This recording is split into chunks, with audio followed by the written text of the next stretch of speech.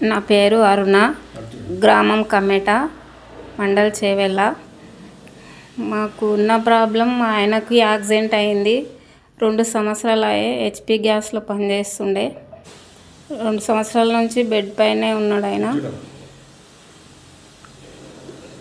యాక్సిడెంట్లో brain surgery అయింది.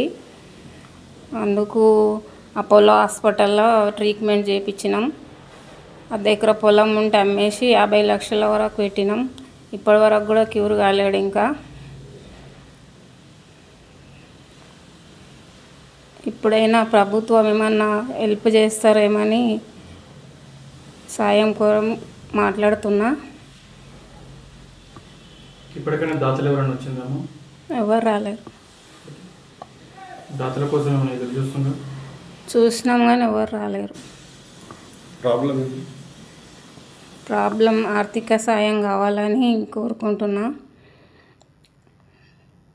ఈ డబ్బులన్నీ ఖర్చు అయిపోయినాయి. ఇంకా మాకు బ్రతకడానికి కూడా ఏమీ లేకుండా అయిపోయింది. ఇక్కడ రెంట్కున్నాం. శంకర్పల్లిలో శోభా హాస్పిటల్లో ఒక చిన్న రూమ్ ఇచ్చిండ్రు రెంట్కి. రెంట్ కట్టలేని పరిస్థితి ఉంది. ఉన్న డబ్బులన్నీ అయిపోయినాయి. వాళ్ళు కూడా ఖాళీ చేయమంటున్నారు. మాకున్న పరంగా ఇల్లు కూడా లేదు. ఇంకా ఏం చేయాలో ఏం తోచని పరిస్థితులు ఉన్నాం. 2 అబ్బాయిలు నాకు. వాళ్ళ స్టడీ కూడా మానేసిండ్రు.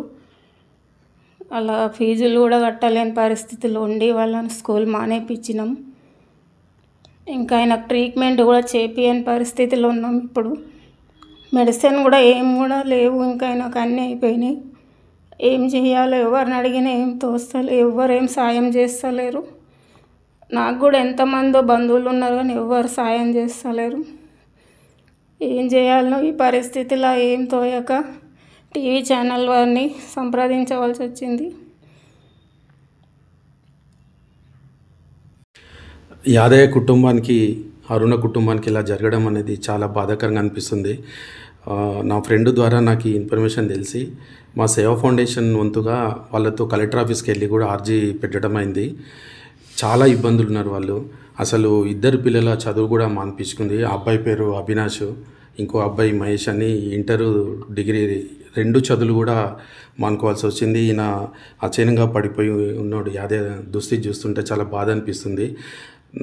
ఈ మీడియా ముఖంగా నా విన్నపం ఏంటి సార్ అంటే, మా గౌరవనీయులు చేవెళ్ళ కాన్స్టిట్యున్సీ ఎమ్మెల్యే యాదయ్య గారు, అలాగే ప్రజెంట్ ఉన్న బీజేపీ ఎంపీ కొండ విశ్వేశ్వరరెడ్డి గారు కానీ, అలాగే మాజీ ఎంపీ రంజిత్ రెడ్డి గారు కానీ, ఇంకా ఈ జిల్లాకు చెందిన మహేందర్ రెడ్డి, మాజీ మంత్రి సబ్దారెడ్డి, వీళ్ళందరూ కూడా ఇదే కాన్స్టిట్యున్సీకి సంబంధించిన ప్రజాప్రతినిధులు. భారత రాజ్యాంగంలో కూడు గూడు నీడ కల్పించాలని బాధితుల పట్ల కానీ, అభాగ్యుల పట్ల కానీ ఏదన్నా అనుకోకుండా ఇలాంటి దుస్థితికి చేరితే వాళ్ళకి ఆదుకోవాలని భారత రాజ్యాంగంలో డాక్టర్ అంబేద్కర్ గారు కూడా పొందుపరచడం అయింది. కాబట్టి ఈ సందర్భంగా అసలు ఒక్కరోజు అన్నం తినకపోతేనే ఎంతో బాధ అవుతుంది మన బాడీకి. అలాంటిది ఎన్ని సంవత్సరాలు అంటే ఒక 5-6 నెలల నుంచి ఈ దుస్థితిలో ఉండి ఉన్న 1 ఎకరా పొలం కూడా అమ్మేసుకున్నారు. కాబట్టి దయచేసి, అలాగే బండి సంజయ్ గారు కూడా ఈరోజు మంత్రిగా ఉన్నారు.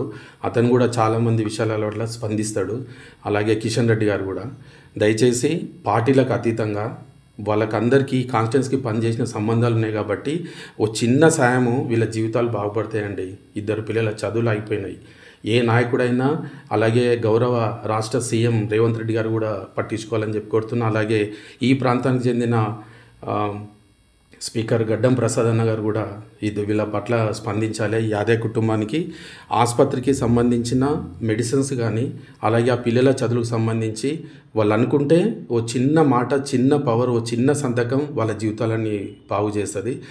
ఈ రాబోయే 26 జనవరి సందర్భంగా అయినా సరే వీళ్ళకి స్వతంత్రం వచ్చింది అని నినాదం ఇచ్చే విధంగా వీళ్ళకు ఈ సందర్భంగా ప్రజాప్రతినిధులు, మంత్రులు వీళ్ళకి సాయం చేయాలని చెప్పి నేను మనస్ఫూర్తిగా కోరుకుంటున్నాను.